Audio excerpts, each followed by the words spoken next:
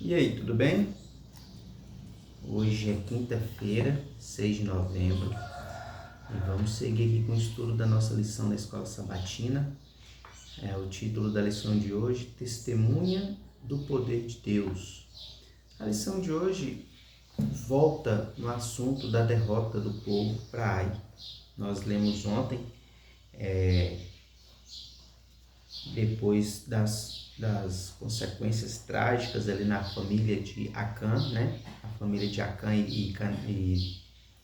na vida de Acã e de sua família, nós vimos as consequências ali da quebra da aliança. Nós vimos como que Deus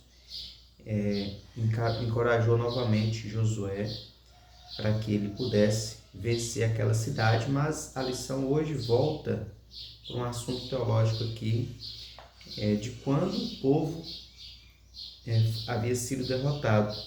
E aqui no texto do capítulo 7, a partir do verso 6, diz assim, após a derrota, né? Então Josué rasgou as suas vestes e se prostrou em terra sobre o rosto perante a arca do Senhor até a tarde, ele e os anciãos de Israel, e deitaram pó sobre a cabeça. Disse Josué: Senhor Deus, por que fizeste este povo passar o Jordão, para nos entregares nas mãos dos amorreus, para nos fazerem perecer? Tomara-nos, contentara-nos com ficarmos da além do Jordão. Senhor, que direi? Pois Israel virou as costas diante dos seus inimigos.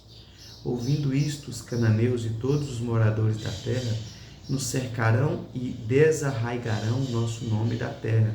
E então, que farás ao teu grande nome?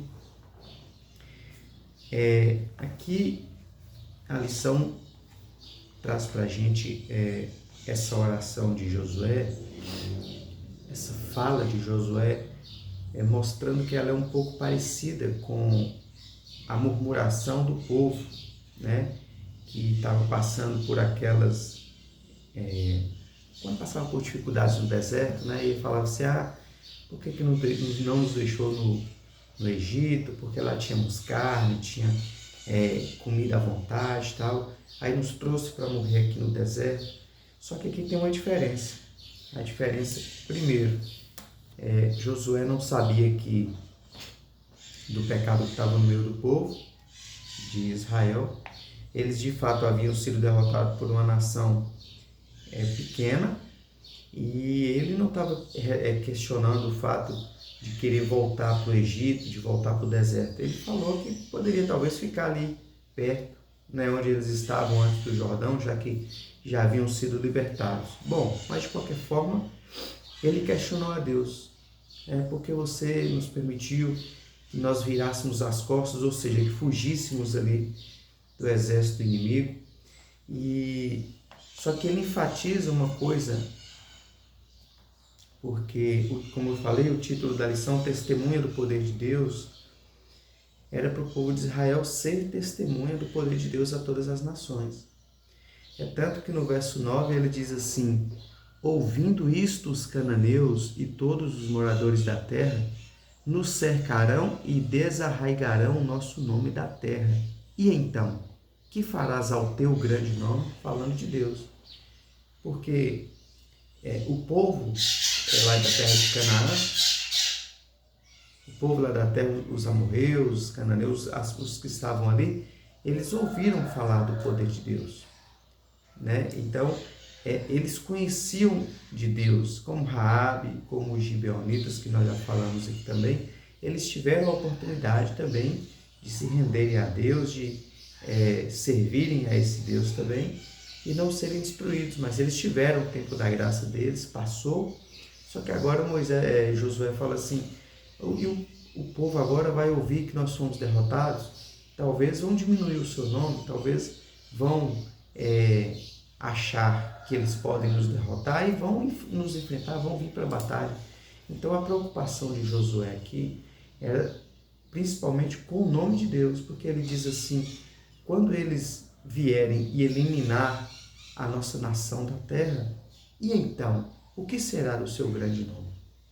Aqui tem um princípio teológico interessante que é Josué enfatizando o nome de Deus, mesmo em meio àquela situação desafiadora, aquela situação difícil em que eles estavam ali, né? A preocupação de Josué era com o nome do Senhor, né? Naquela questão ali. Isso revela um princípio, um tema e um princípio que era central para os propósitos de Deus para com Israel. Embora o Senhor quisesse que as nações pagãs ao redor deles vissem as grandes coisas que ele faria por seu povo, que o obedecesse, elas também poderiam, como Raabe fez, aprender sobre o Deus de Israel pelo poder das conquistas de seu povo. Por outro lado, se as coisas fossem mal, como aconteceu aqui, as nações considerariam o Deus de Israel fraco e ineficiente, o que poderia encorajar a resistência cananita. Em outras palavras, mesmo no contexto dos hebreus tomando a terra, grandes questões e princípios estavam envolvidos, o que incluía trazer honra e glória a Deus, que também era a única esperança para os pagãos, assim como para Israel e para toda a terra, né? É certo que ninguém é eterno sem a presença de Deus, né? Todo dia, todo mundo, alguém vai chegar ao fim. Todo mundo vai chegar ao fim da vida em um momento, se Jesus não voltar antes. E aí, qual é a esperança de todo mundo, de todos nós, de todos os que vivem? A única esperança é o Senhor. Então, que mantenhamos firme nossa esperança nele, mesmo em meio às dificuldades, tá bom? Então, oremos. Obrigado, Senhor Deus, por mais um estudo, por mais um dia na tua santa presença. Te agradecemos pelos teus ensinamentos, pela tua palavra, e que o Senhor permaneça conosco, nos conduza e nos ajude a testemunhar do teu nome, mesmo em meio às dificuldades. Oramos em nome de Jesus. Amém. Tenha um bom dia de trabalho, um bom dia de estudo. Fique com Deus, que Deus abençoe você e sua família. E até amanhã, se assim Ele nos permitir. Até mais.